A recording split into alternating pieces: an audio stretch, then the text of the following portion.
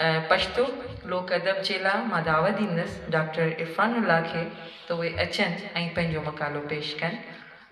ताड़ियूं असांजा जेके माण्हू मौजूदु आहिनि हुते माणक मोती उहे थोरो भरपूर ताड़ियुनि सां इस्तक़बाल कनि। शुक्रिया। अस्सलाम वालेकुम। ज़बान यार मन तुर्की است वो मन तुर्की न में दाना मुझे तो सिंधी नहीं आती है, लेकिन एक शेर मुझे याद था। हारी प्यारो जवान सगारो मुल्क मटीजा जे जियारो महल मले ते पाण मल्हाइज मेहनत साकी मैं हम वसाइज तुंजी मेहनत लाए रंग जग गजब में सुख जो संग। और एक शाह साहब का एक ट्रांसलेशन था शेख हयात, बहुत पहले 15-20 साल पहले मैंने सुना था, वो अचानक मेरे जहन में याद आया। तर्जुमा शेख हयात लिखे थे कि मैं नहीं पहनूंगी रेशम का लिबास, मैं नहीं पहनूंगी रेशम का लिबास क्योंकि मेरे मुल्क में उगती है कपास। ये शाह साहब का। बहरहाल ये सिर्फ एक्सप्रेशन देने के लिए कि अटैच हैं हम। अच्छा, बात तो लोक अदब के हवाले से हो रही है और सब आप जानते हैं कि लोक अदब क्या है। मैं थोड़ा सा बस एक उस पर एक इंट्रोडक्शन वगैरह करूँगा, सिर्फ अपनी मालूमात के लिए, अपने उसके लिए, कि माहिर नफ्सियात और मेडिकल साइंस ये बात करते हैं कि जब बच्चा माँ के रहम में होता है तो उस वक्त से ही उस बच्चे की माँ की शख्सियत, माँ के साथ होने वाले सलूक, माँ की ज़बान के असरात उस बच्चे पर मुरतब होकर उसकी जबिल्लत में सराहियत करके उस बच्चे की ज़ात का हिस्सा बन जाते हैं। मादरी ज़बान भी उसकी ज़ात का हिस्सा बनती है। लेकिन मादरी ज़बान के असर का मतलब ये नहीं कि फ़कत उसकी माँ की ज़बान, बल्कि कौम की माओं की ज़बान को ही मादरी ज़बान कहते हैं, इसलिए मदर टंग कहते हैं। कौम की जितनी भी ज़बानें हैं, जितनी भी कौम की, सब हमारी माओं की ज़बानें हैं। अब अगर कोई शख्स ये कहे कि उसे अपनी मादरी ज़बान नहीं आती है तो गोया वो फितरत से इनकार कर रहा है, शायद वो अपनी माँ की इज्जत नहीं कर रहा, चे जाए कि दूसरे की माँ की इज्जत। तशद्दुद की मुताद्दिद इक़साम हैं जिन्हें स्ट्रक्चरल वायलेंस कहा जाता है, यानी साख्ती खिलाफ वर्जी कहा जाता है। किसी कौम पर सबसे बड़ा तशद्दुद ये है कि उसे कहा जाए कि तुम्हारी तख्लीकी, तखय्युलाती, तनकीदी यानी क्रिएटिव एंड इमेजिनेटिव जजमेंट जो है उसका इजहार जो है वो तुम्हारी मादरी ज़बान में नहीं हो सकता है, वो जिला नहीं पा सकते उसके अंदर। इसके लिए तुम्हें दूसरी ज़बानों का सहारा लेना पड़ेगा, गैर मादरी ज़बानों का सहारा लेना पड़ेगा। अगर ये बात तस्लीम कर ली जाए तो खासी मुश्किलात दरपेश होंगी, बल्कि हो सकता है कि ऐसा मुमकिन ना हो कि कोई शख्स अपनी बात को मेनोआन, अपने जज्बात व एहसासात को किसी दूसरी ज़बान जो कि उसकी मादरी ज़बान ना हो उसमें वो बयान कर सके। ये इंसानी फितरत के मनाफी है। लफ्ज़ हकीकत में कोई मानी नहीं रखता, बल्कि अल्फाज को मानी उसकी तहजीब और सकाफत देते हैं। माहिर लिसानियात के मुताबिक अगर अल्फाज अपने मानी व मफाहीम अपनी तहजीब से अखज़ करते हैं, यानी किसी भी कौम की ज़बान उस कौम की तहजीब की नुमाइंदा होती है। अब अगर कोई शख्स अपनी ज़बान या उस ज़बान के लोक अदब से नाशना है तो फिर वो अपनी तहजीब व तमद्दुन से नाशना है। अपनी ज़बान जानना और उसका लोक अदब जानना यकीनन इल्म और मर्तबे की बात है। ये तो एक सरसरी के यानी मतलब कि जो लोक अदब है इस पर कमाल जामरो साहब का बहुत काम है और बड़ी उनकी काविशें थी इस सिलसिले में। उसका असल मफहूम क्या था वो जो कहते हैं। अच्छा, पश्तो ज़बान जिसकी क़दामत हज़ारों साल पर मुहित है। दुनिया की कदीम तरीन किताब ऋग्वेद, जिसके बारे में कहा जाता है कि 5000 साल कदीम किताब है, जो हिंदुओं की पहली मजहबी किताब है। इस किताब में अफ़गानिस्तान के मुख्तलिफ इलाक़ों का जिक्र है और गंगा का जिक्र सिर्फ एक जगह पर है। इस तरह पश्तो लोक अदब भी सदियों बल्कि हज़ारों साल पर मुहित है। पश्तो ज़बान व अदब, पश्तो शायरी के अव्वलीन माखज़ का सुराग पश्तो लोक अदब में ही दिखाई देता है। 8वीं सदी पश्तो ज़बान के पहले शायर, मालूम शायर अमीर कुरोड़, 17वीं सदी جو پشتوں کا سنہری دور کہلاتا ہے، خوشحال خان خٹک، رحمان بابا، حمید بابا، 20ویں صدی دور جدید، غنی خان، حمزہ شنواری، اجمل خٹک، ان سب کی شاعری کی بنیاد میں ہمیں پشتو لوک ادب کے جلوے ہی نظر آتے ہیں۔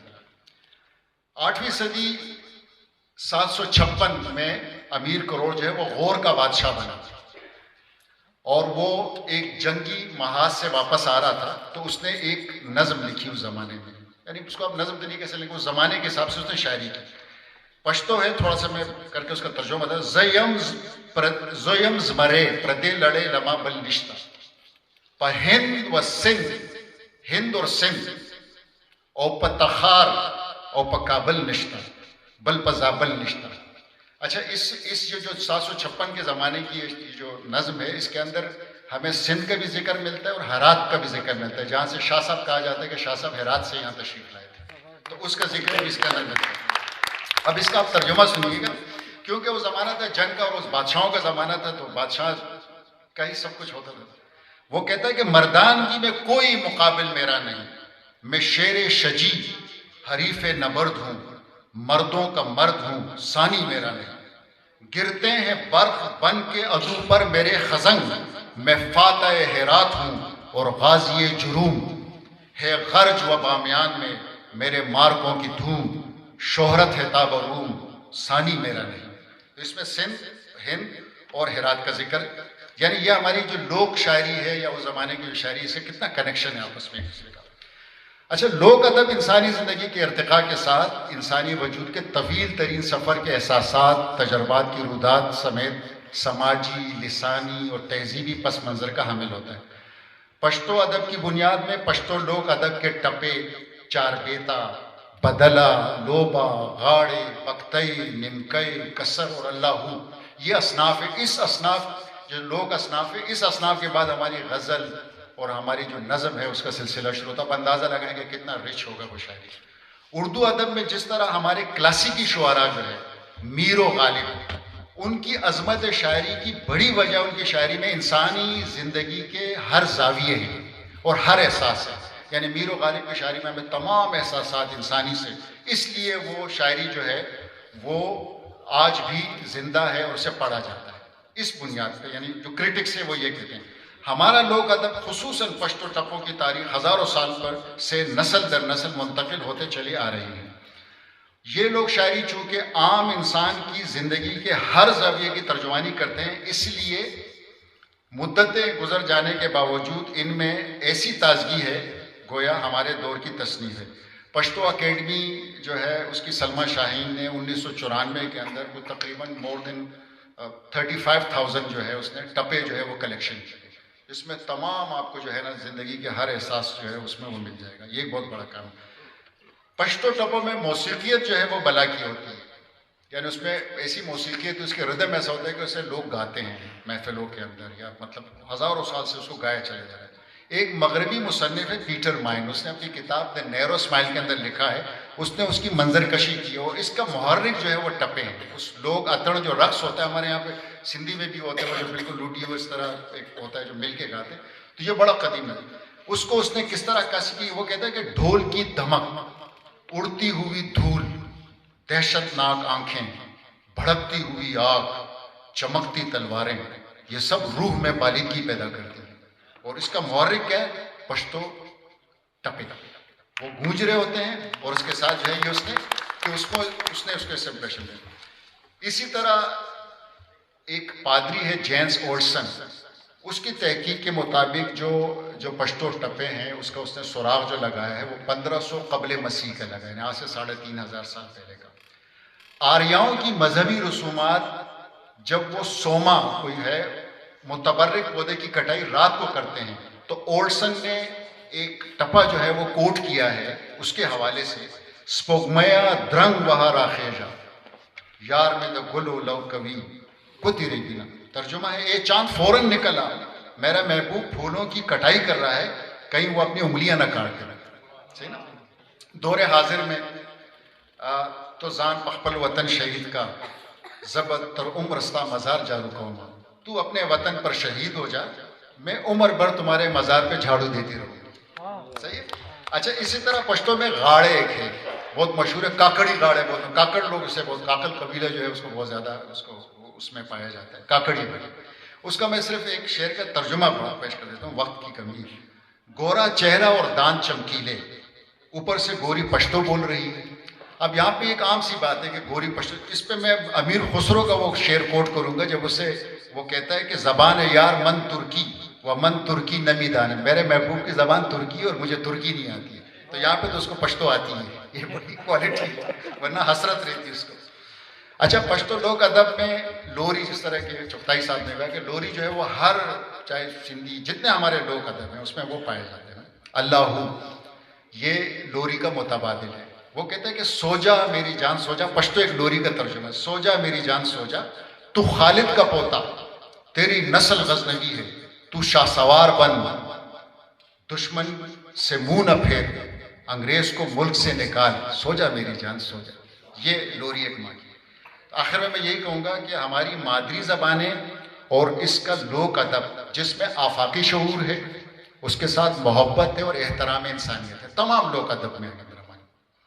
آج ہمیں اس کی ضرورت ہے اور ہمیں لوک ادب کی طرف دوبارہ آنا ہوگا, اس کی ضرورت ہے. کل شیء یرجع الی الاصل, عربی کا محاورہ ہے کہ ہر چیز اپنے اصل کی طرف لوٹتی ہے, ہمیں بھی لوٹنا ہے واپس.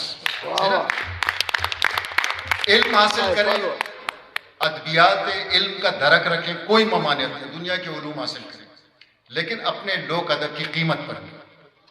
میں سمجھتا ہوں کہ یہی مرحوم و مغفور ڈاکٹر کمال جامڑو صاحب کا مشن تھا, جو میں نے سمجھا, کیونکہ میں لیٹ آیا تھا یونیورسٹی میں, میں بعد میں ان سے انٹروڈکشن کی کتابیں وغیرہ ان کے بارے میں, تو میں نے جو اخذ کی ہے وہ یہ باتیں اخذ کی کہ ان کا مقصد ہی یہی تھا کہ ہماری جو احترام انسانیت و محبت جو لوک ادب کے اندر ہے وہ برقرار رہے اور اس کی طرف رجوع کرے لوگ. بہت شکریہ آپ لوگوں کا.